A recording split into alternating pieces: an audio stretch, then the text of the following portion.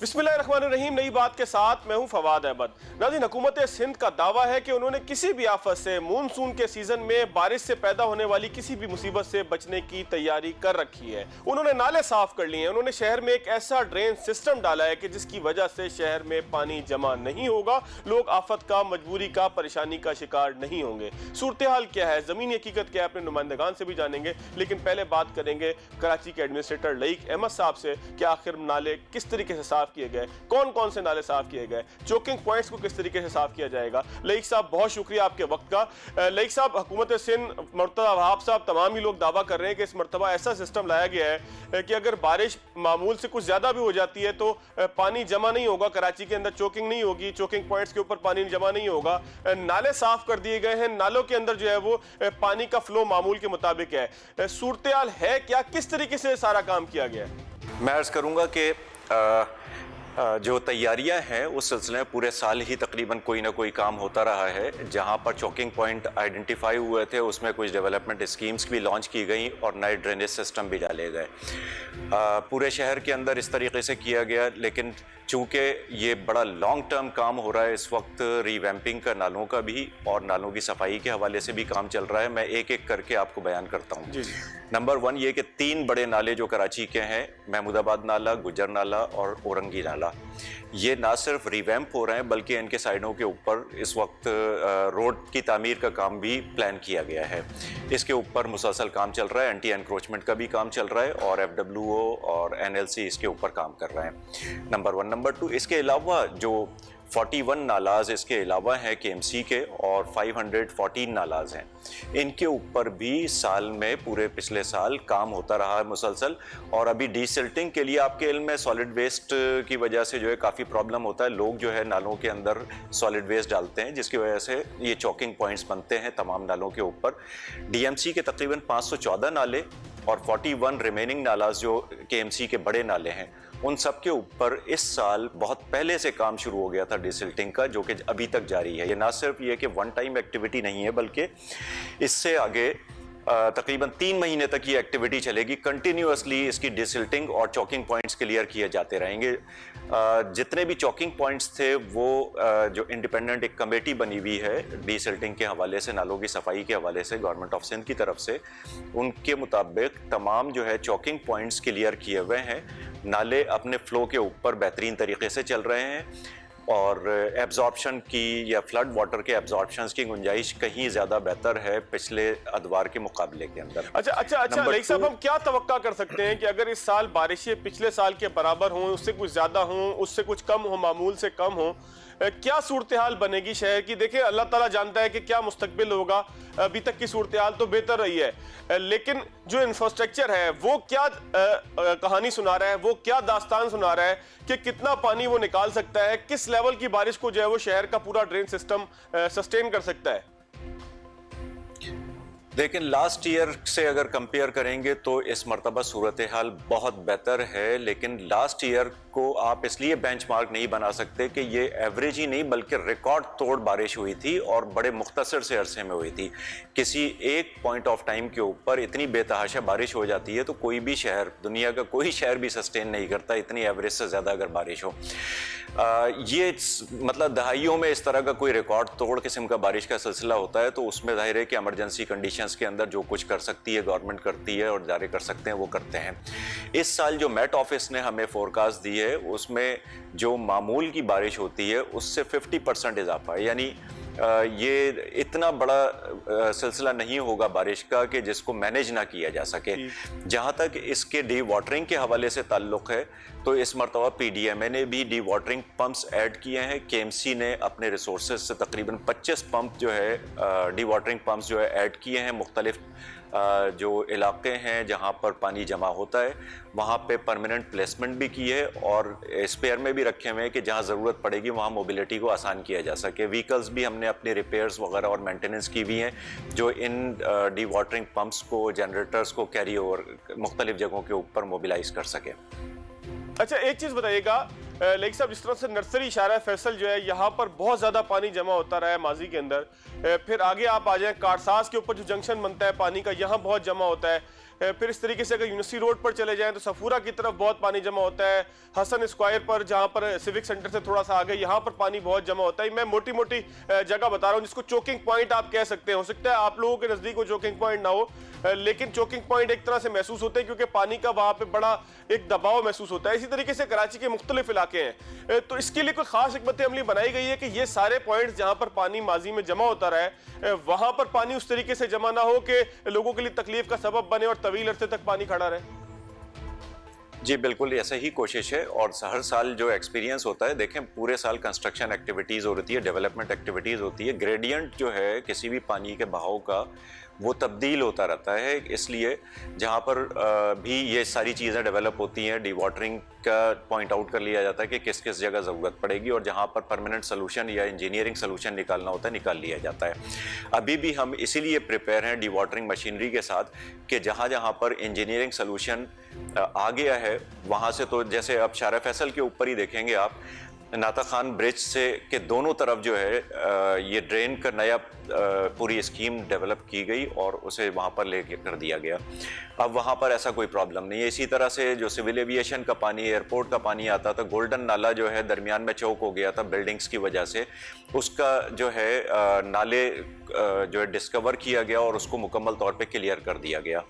इसी तरीके से आप सफूरा देखें या नीपा देखें, वहाँ पर हमारी डी वाटरिंग मशीनरी और अमला मौजूद है, रेन एमरजेंसी नाफिज है, जहाँ जहाँ ज़रूरत पड़ेगी डी वाटर किया जाता रहेगा। अच्छा लेक साहब, जो बड़े नाले हैं आपने कहा कि उसका फ्लो तो बिल्कुल नॉर्मल चल रहा है और वो सलाहियत रखते हैं कि बारिश के पानी को निकाल सकें, उस तक ले जाने के लिए जो छोटे नाले हैं क्या उनकी भी सफाई की गई है? जी मैंने अर्ज़ किया कि DMCs के छोटे नाले 514 हैं, उनकी भी सफाई हुई है, और जो 41 नाले के MC के हैं उसकी भी सफाई साथ साथ चल रही है। और ये सफाई वन टाइम एक्टिविटी नहीं है, बल्कि अगले तकरीबन 3 महीने का कॉन्ट्रैक्ट है जिसके अंदर कंटिन्यूअस सफाई चलती रहेगी, मशीनरी प्लेस्ड रहेगी, कॉन्ट्रैक्ट चलता रहेगा इसका। बिल्कुल ठीक है। लेकिन सब बिल्कुल एक आखिरी कंक्लूड कीजिएगा, ये सारी सूरत हाल आपने बताई कि एक हौसला अफजा सूरत हाल है कि कराची का सिस्टम जो है उसको कम से कम इस हद तक ज़रूर कर दिया गया है कि अगर मामूल से 50% ज़्यादा बारिश भी हो, जिस तरह से आपने कोट किया, तो उसको पानी को निकालने का एक सिस्टम मौजूद होगा। क्या तवक्का आप कर रहे हैं कि इस दफ़ा कराची के शहरी किसी तकलीफ से महफूज रहेंगे कि अगर बारिशें जिस तरह से आपने फरमाया इसी तरह होती हैं तो? जी बिल्कुल बिल्कुल, इस मरतबा खासा जो है बेहतर इंतज़ामात हैं। बाकी जो है कुदरत के तौर पर, कुदरत जिस तरह से इस वक्त जो है एनवायरनमेंट के मैटर हैं, जहाँ पर कोई भी अनएक्सपेक्टेड चीज़ हो सकती है, वहाँ के लिए भी हम पेशबंदी कर रहे हैं कि कोई अनएक्सपेक्टेड इस तरह का रेनफॉल होता है जो लास्ट ईयर हुआ, तो उसको किस तरह से मैनेज करना है। तो इस मरतबा प्रिपेयर्डनेस जो है वो कहीं ज़्यादा है जो पिछले अदवार में रही है। चले, बहुत शुक्रिया अलैक साहब, आपने हमें वक्त दिया और तमाम चीज़ों को बड़े अच्छे तरीके से जो है आपने उसकी वजाहत की। यहाँ पर नाज़रीन छोटा सा ब्रेक लेंगे इस दुआ के साथ कि इस महीने इस सीज़न में अल्लाह ताला किसी भी आफत से पाकिस्तान के और कराची के शहरियों को महफूज रखे। एक ब्रेक लेंगे, ब्रेक के बाद जानेंगे के इलेक्ट्रिक क्या समझती है, उन्होंने अपने इंफ्रास्ट्रक्चर को किस हद तक अपडेट किया है कि किसी आफत से बचाने का वो सबब बन सकें। आफ्टर शॉर्ट में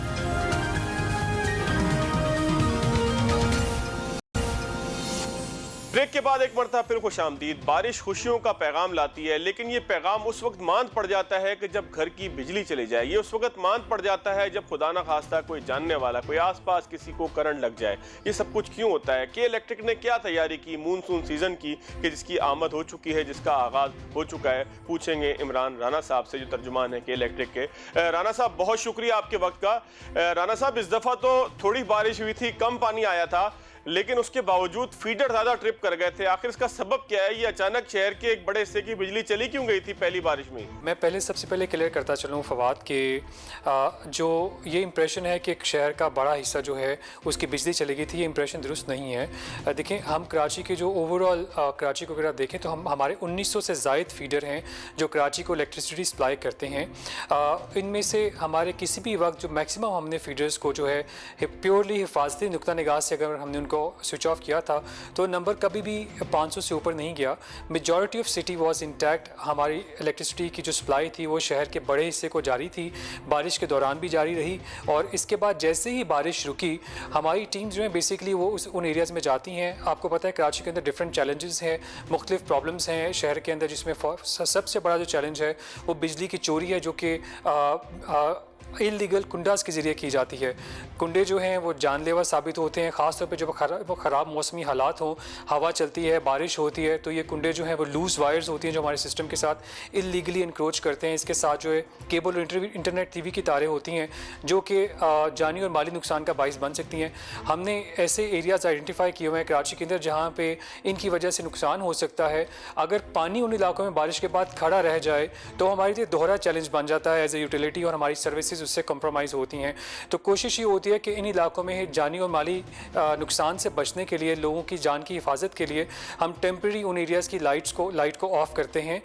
जैसे ही बारिश थमती है हमारी टीम्स फ़ौरन एक्टिव होती हैं और इन एरियाज़ के अंदर जैसे जैसे नेटवर्क को रिस्टोर, उनकी हिफाजती नुक्ता निगाह से उनकी क्लियरेंस मिलती है, हम फ़ौरन स्विच ऑफ करते हैं। हमने एक नया सिलसिले का आगाज़ किया है। हमारी एक लाइव स्ट्रीम चलती है जो कि बेसिकली हम अपने सोशल मीडिया के पेजेस के ज़रिए तमाम वक्त में उसको हम अपने कस्टमर्स को बता रहे होते हैं कि कराची में पावर सप्लाई की रियल टाइम सिचुएशन क्या है। तो जब भी इस तरह का कोई इंसिडेंट, राना साहब ये बताइएगा कि गुज़िश्ता साल बहुत बारिश हुई, खास तौर पर हमने देखा कि डिफेंस के अंदर तो 5-5, 6-6 दिन तक पानी भी खड़ा रहा, और पानी खड़ा होने के बाद जब पानी निकल गया तो उसके बाद भी काफ़ी दिन तक के इलेक्ट्रिक को परेशानी का सामना करना पड़ा उस पूरे इलाके को बिजली को रिस्टोर करने में। तो गुज़िश्ता साल की बारिशों से इंफ्रास्ट्रक्चर में तब्दीली करने तक या दीगर चीज़ों के अंदर कोई ऐसा काम किया है कि इलेक्ट्रिक ने कि जिससे हम इस साल समझ सकें कि अगर खुदा न खास्ता वैसी सूरत हाल आती है या उससे मामूल से कम होती है, मामूल से ज़्यादा होती है। वैसे तो एनडीएमए ने जो अलर्ट जारी किया उसमें तो अर्बन फ्लडिंग का खदशा है जो कि हमेशा ही रहेगा कराची में क्योंकि सिस्टम हमारा ठीक नहीं है। के इलेक्ट्रिक ने पिछले साल की बारिशों से क्या सीखा, कहाँ इन्वेस्टमेंट की, कहाँ इंफ्रास्ट्रक्चर को ठीक करने की कोशिश की है? देखिए फवाद, ये बहुत इंपॉर्टेंट क्वेश्चन है। देखिए आपने खुद ही प्रॉब्लम को आइडेंटिफाई कर दिया। हमारे लिए सबसे बड़ा चैलेंज ये है अगर बारिश के बाद पानी खड़ा होता है, और जैसे कि इस दफ़ा अर्बन फ्लडिंग की भी आपने बात की है, वो कोई भी एरिया हो अगर पानी खड़ा होगा तो वो हमारे सिस्टम को कंप्रोमाइज़ करता है, उसकी जो सेफ्टी पैरामीटर्स हैं उसको कंप्रोमाइज़ करता है, जिसकी वजह से हमें हिफाजती नुक्ता निगाह से ये जो बिजली को स्विच ऑफ करना पड़ता है। जैसे आपने डिफेंस और क्लिफ्टन के मुख्तलिफ एरियाज़ की बात की है, आपने देखा होगा कि कराची में बहुत सारे लास्ट ईयर भी एटलीस्ट फॉर 6 और 7 डेज़ कुछ ऐसे एरियाज़ भी थे जहाँ पानी जो है 3-3, 4-4 फीट पानी था वहाँ पे। इस दफ़ा जो है हमने देखा है कि तमाम जितने भी सिटी के जो स्टेक होल्डर्स हैं, जो सिटी की एडमिनिस्ट्रेशन है, उन्होंने कहा है कि बेसिकली इस दफ़ा उन्होंने बहुत काम किया है। नालों की सफाई की गई है और जो वहाँ पे सीलिंग की गई है बहुत सारे एरियाज़ के अंदर, और हिफाजती नुक्ता निगाह से निकासी अब आपको बेहतर किया है। इंशाल्लाह अगर इस दफ़ा ये प्रॉब्लम नहीं आता तो जैसे जैसे हमारी टीम्स इन एरियाज़ को क्लियर करती जाएंगी, जो इलेक्ट्रिसिटी का प्रॉब्लम है वो कम से कम आएगा। आपने जो एक क्वेश्चन पूछा कि हमने क्या काम किया, देखिए जितने भी लो लाइंग एरियाज़ जो हमने आइडेंटिफाई किए जो सबसे ज़्यादा हिट थे लास्ट ईयर में, उन एरियाज़ के अंदर हमने 1.5 बिलियन रुपए से ज़ायद की लागत का जो है एक मंसूबा शुरू किया, और इस इन्वेस्टमेंट के ज़रिए हम लोगों ने उन एरियाज़ के अंदर अपने जो सब स्टेशन है उनको ज़मीन से 4 से 6 फीट तक ऊपर किया है। इसके अलावा सब स्टेशन के अलावा जो फीडर पिलर बॉक्सेस हैं और बाकी जो इलेक्ट्रिसिटी का इंफ्रास्ट्रक्चर है उसको भी हम लोगों ने बेहतर किया है। जहाँ हमारा इलेक्ट्रिकल इक्विपमेंट जो है जहाँ उसको रिप्लेस करने की ज़रूरत थी उसको रिप्लेस किया। बहुत सारे इलाकों में हमने महफूज जो एरियल बंडल केबल है उसको भी हम लोगों ने उसकी भी तनसीब की है, जस्ट टू मेक श्योर कि इस दफ़ा जो इंशाल्लाह आने वाला जो मानसून है जिसकी पहली बारिश शहर में हो चुकी है वो पिछले साल की निस्बत वो बेहतर हो। अच्छा राना साहब, ये बताएं कि करंट लगने के जो वाकयात होते हैं शहर के मुख्तलिफ इलाकों में होते हैं। एक तो आपने बताया कि जी इंटरनेट केबल है, जो केबल टीवी केबल है उससे भी मामला ख़राब होते हैं, कुंडों की वजह से भी मामला ख़राब होते हैं, लेकिन फाइंडिंग्स क्या है कि इलेक्ट्रिक की कोई ऐसा इकदाम किया गया है कि करंट लगने के वाकयात या अपने इंफ्रास्ट्रक्चर को पहले की निस्बत ज़्यादा महफूज बनाया जाए, या आप फिर इंतज़ार में है कि जी जब बारिश होगी लोगों को कह देंगे कि जी खंबे के करीब ना जाए? देखें फवाद, जो शहर के अंदर जो हिफाजती निज़ाम होता है ये एक मुश्तरका ज़िम्मेदारी होती है।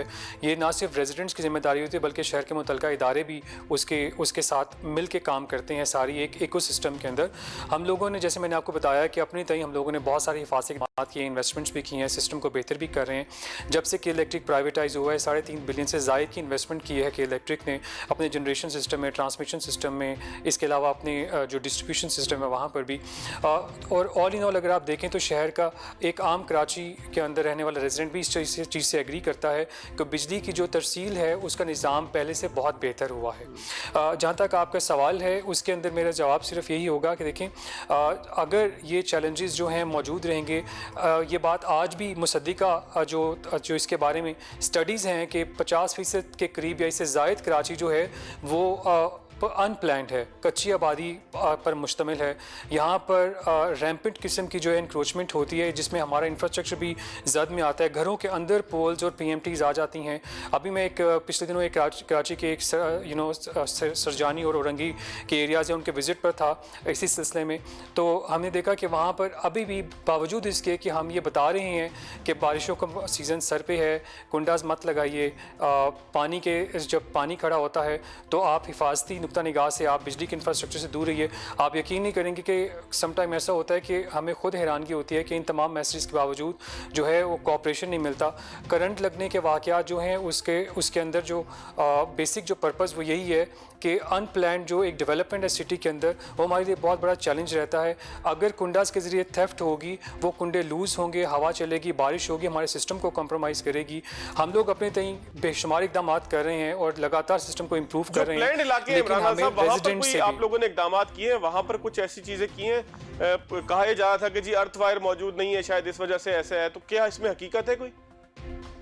नहीं जी, इसमें हकीकत नहीं है। हम लोगों ने तमाम जो हमारे कराची के अंदर जो पोल्स हैं उनकी जियो टैगिंग भी की है। जियो टैगिंग के साथ साथ हमने उसकी अर्थिंग को इंश्योर किया है।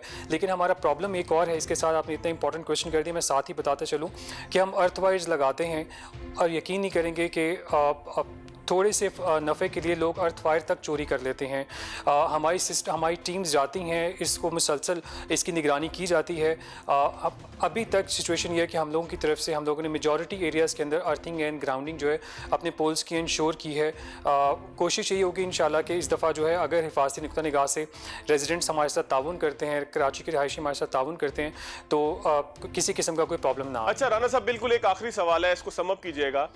एक इशू ये है कि ईद कुर्बान करीब है, लोगों के कुर्बानी के जानवर वो पोल के साथ बांध देते हैं, बारिश होगी, जाहिर है कि उसके अंदर एक चांस है, वो किस हद तक मौजूद है। दूसरी बात यह कि बारिशों के अंदर पब्लिक सर्विस मैसेज अगर मैं आपसे नशर करवाना चाहूँ, मैं चाहूँ कि मेरा प्रोग्राम जो है वो उसका जो है जरिया बने, तो क्या पब्लिक सर्विस मैसेज होगा लोगों की जान बचाने के लिए, लोगों की कीमती मवेशियों को बचाने के लिए?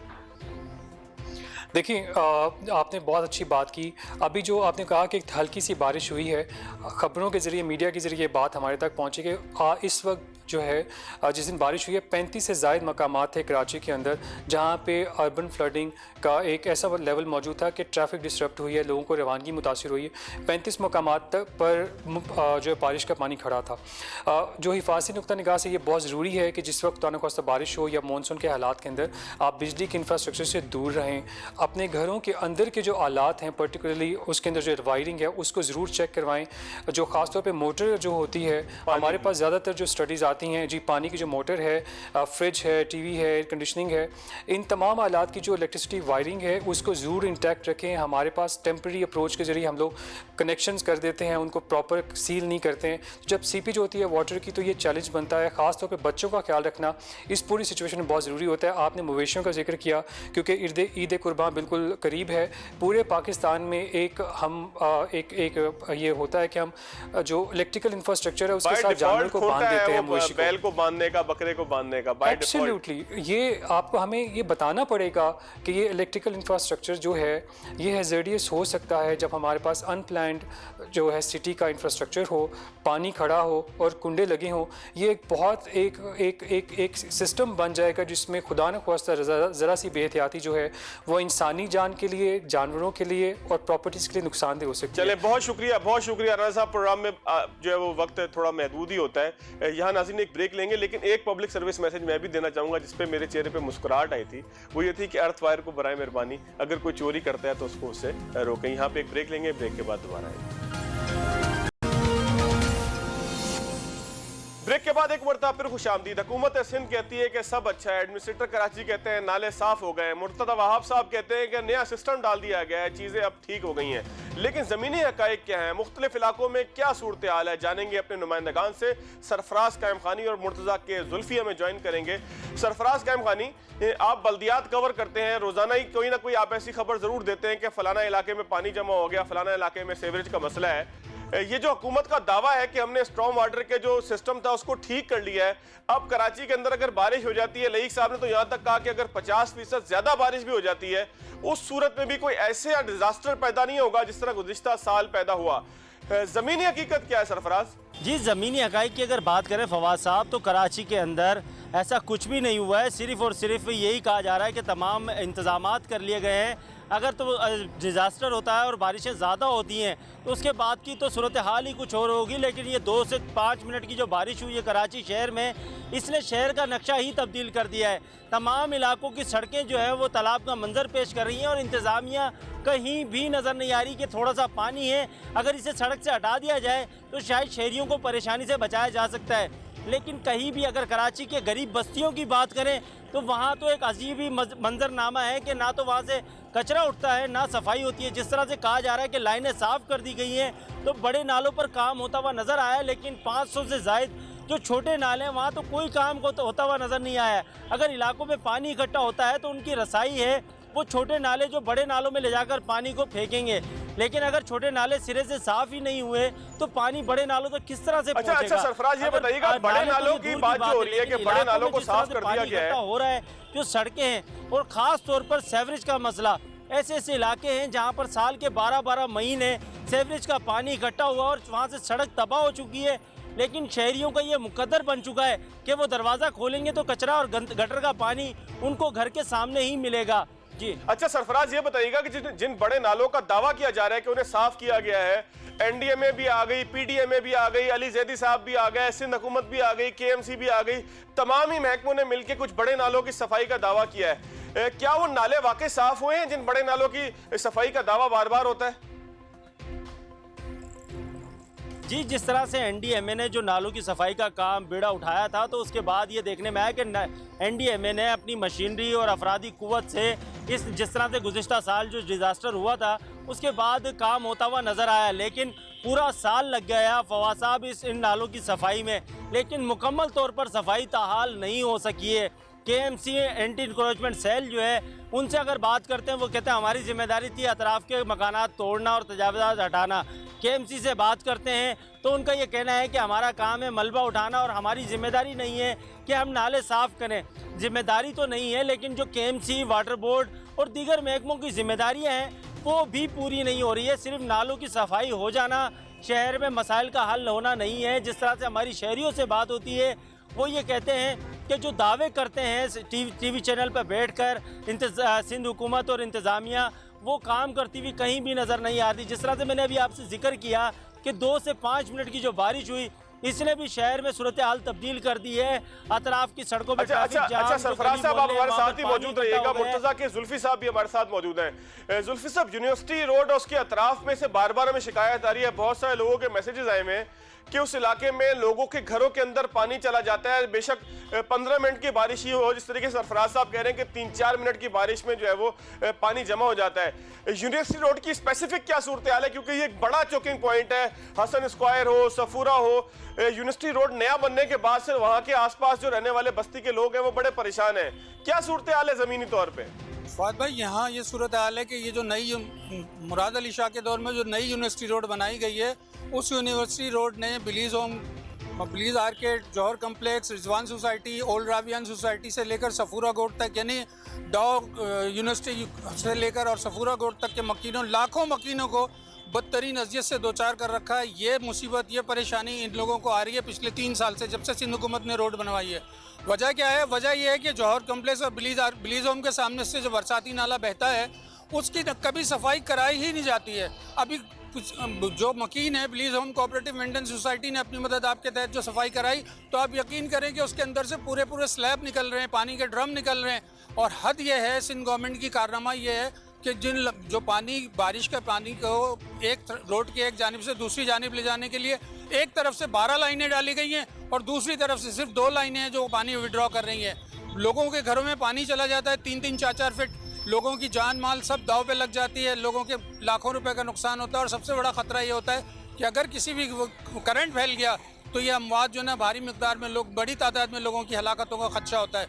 लेकिन जब हम जाते हैं ZMC के पास, ZMC कहती है KMC के पास जाओ, KMC कहती है कि जी हमारे पास फंड नहीं है। और जहाँ तक बात है आप NDMA की, तो मैं ये समझता हूँ कि NDMA को तो लाल बत्ती, ट्रक की लाल बत्ती के पीछे लगा दिया गया है। अरे मेरे भाई, गुज्जर नाला, औरंगी नाला, ये डिस्ट्रिक्ट सेंट्रल और डिस्ट्रिक्ट वेस्ट के नाले हैं। अगर हुकूमत सिंध दावा करती है कि नाले साफ़ कर दिए हैं, तो क्या वजह है कि मेन यूनिवर्सिटी रोड पर बिलीज होम के सामने क्यों पानी जमा होता है, नर्सरी पर क्यों पानी जमा होता है, गवर्नर हाउस पे क्यों पानी जमा होता है। शहर के मरकज़ी जो नाले हैं उनको, जो छोटे छोटे नाले, जैसे सरफराज ने बताया कि 48 बड़े नाले हैं, इसके अलावा 2 नदियाँ हैं, मलिर नदी, लियारी नदी, जिन नालों का पानी बड़े नालों में गिरता है। वो बड़े नाले मलिर नदी और लियारी नदी में जाकर गिरते हैं और वो फिर पानी जाके समंदर में गिरता है। जब पानी छोटे नालों से बड़े नालों में या नदियों में नहीं जाएगा तो वो घरों में ही जाएगा, और कहाँ जाएगा। इन तमाम तकलीफ़ों का जिम्मेदार हुकूमत सिंध है, KMC है। KMC ने एक कारनामा यूनिवर्सिटी रोड पे ये भी किया कि बिल्डर्स को नालों के ऊपर तामीरात की इजाज़त दी गई है। जी सरफराज, आप क्या समझते हैं कि अगर खुदा न खास्ता बारिश मामूल से 50% भी ज्यादा होती है या मामूल की बारिश होती है, तो आप शहर का नक्शा क्या देखते हैं? आपको क्या लगता है कि हुकूमत के दावे अपनी जगह, लेकिन जमीनी हकीकत क्या होगी? क्या कराची के लोगों को फिर कश्तियों में तैरना पड़ेगा?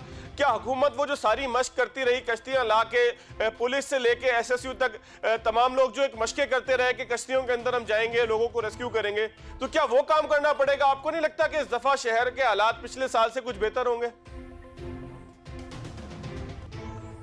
जी फवाद साहब, अगर सिंध गवर्नमेंट की बात करूं तो सिंध गवर्नमेंट के जो दावे हैं वो गुज़िश्ता साल भी यही दावे थे कि हमने इंतज़ामात कर लिए गए हैं और तमाम महकमों में जो है हर साल रवायती जो बयान है कि इमरजेंसी नाफिज कर दी जाती है। और आज भी ऐसा ही हुआ है कि जिस तरह 5 मिनट की जो बारिश हुई है तो इसके बाद जो सूरत हाल तब्दील हुई, जिस तरह से मैंने आपको बताया। अच्छा सरफराज, मुझे एक बात और बताइएगा चोकिंग पॉइंट्स के हवाले से, खास तौर पर शुरू करें आप मेट्रोपोल से, नर्सरी से कारसाज, ये कराची की सबसे अहम सड़क की बात कर रहा हूँ, फिर यूनिवर्सिटी रोड की। इस तरीके से जुल्फी साहब ने बताया कि चोकिंग पॉइंट्स जो हैं वो उनके लिए कोई खातिर ख्वाह इंतजाम नहीं हुआ। आपको लगता है कि हुकूमत ने कुछ ऐसा सिस्टम डाला है, नालों का सिस्टम ऐसा ठीक किया है कि चोकिंग पॉइंट्स पे शायद पानी इस दफा जमा ना हो? फवाद साहब, कंटोनमेंट बोर्ड क्लिफ्टन ने जो है जो इंतज़ामात किए हैं, जो सिस्टम की बात सिंध गवर्नमेंट ने की है, वो इंतज़ामात होते हुए अगर नज़र आए हैं तो वो डिफेंस और क्लिफ्टन के अंदर नज़र आए हैं कि मशीनरी जो है वो लाई गई है। जो कहा जाता है कि गलती से इंसान सीखता है, तो कंटोनमेंट बोर्ड ने जो है अपनी गलती को सुधारने के लिए इकदाम ज़रूर किए हैं। अब वहाँ पर जो है जदीद मशीनरी लाई गई है ताकि शहर को, उस इलाके को क्लिफ्टन डिफेंस के जो मकीन है उन्हें अजियत से बचाया जा सके। अगर यहाँ जो बरसाती नालों के उन चोकिंग पॉइंट की बात करें तो वहाँ पर सफाई ज़रूर की गई है, लेकिन जो मलबा है वो अतराफ़ में मौजूद है, जो कचरा है, जो गार्बेज है, वो भी अतराफ़ में नालों के मौजूद है। जो बारिश होने के बाद पानी इकट्ठा होगा और पानी के साथ वो तमाम जो मलबा और गार्बेज है वो उन्हीं चोकिंग पॉइंट पर जाकर फिर से चौक करेगा और इलाके डूबेंगे। इसी तरह से औरंगी टाउन हो या PCHS का इलाका हो या मलिर नदी हो या फिर गुज्जर नाले के जो चौकिंग पॉइंट है जो FC एरिया लियाकताबाद को टच करते हैं, वहाँ पर जो पानी घरों में दाखिल होता है, शादमान का इलाका है, नागन चौरंगी का इलाका है, जहाँ पर 4 से 5 फीट पानी होता है। KMC की जानिब से मशीनें ज़रूर पहुँचाई गई हैं, डिवाटरिंग पंप पहुँचा दिए गए हैं, लेकिन उन्हें भी ये अंदाज़ा नहीं है कि इन पंप से इतना पानी निकाला जाएगा या नहीं निकाला सरफराज हमारे साथ ही मौजूद रहेगा। जुल्फी साहब, जरा कंक्लूड कीजिएगा, मसले का फौरी हल क्या है? ये सारे मामला तो बारिश तो सर पर आ चुकी है ना, अब हल क्या है जुल्फी साहब? देखिए, बहुत आसान हल है जो मैंने आपसे अभी जिक्र किया, मेन यूनिवर्सिटी रोड के नाले का 1 दिन की सफाई है और उसके ऊपर ढक्कन रख दिए जाएं, तो जो डाउ यूनिवर्सिटी हॉस्पिटल जाने वाले मरीजों को, किरण हॉस्पिटल जाने वाले मरीजों को, बेमन हॉस्पिटल जाने वाले मरीजों को, हज़ारों की तादाद है जिन लोगों की, इन लोगों को सहूलत मिलेगी, आम आदमी को सहूलत मिलेगी, लोगों के घरों में पानी नहीं जाएगा। सिर्फ 1 दिन की सफाई है और उसके बाद उसके ऊपर ढक्कन रखने का काम है। जबकि हो ये रहा है कि वहाँ KMC की सरपरस्ती में पथारे रखे हुए, वही पथारे वाले इस नाले में कचरा फेंकते हैं, जिसकी वजह से नाला बंद होता है। लोग अपनी मदद आपके तहत कब तक ये काम करेंगे और कैसे नालों की सफाई कराएं, क्योंकि वहाँ से मुख्तलिफ सेंसिटिव लाइनें गुजर रही हैं नालों के अंदर से, तो लोग तो ये रिस्क नहीं ले सकते हैं, सफाई करानी ज़रूरी है। बिल्कुल ठीक है, सफाई ही हल है। सफाई जब तक नहीं होगी, नालों को साफ नहीं किया जाएगा, इलाकों को साफ नहीं किया जाएगा, तो दावे किए जा सकते हैं, लेकिन अमली तौर पर खुदा न खास्ता अगर थोड़ी सी भी बारिश हो गई, ज्यादा बारिश हो गई, ज्यादा पानी आ गया, तो फिर क्या सूरत हाल होगी कराची के शहरी जाने और उनका रब जाने। आज के प्रोग्राम से इतने ही, अगले प्रोग्राम तक याद दीजिए। अल्लाह हाफ़िज़।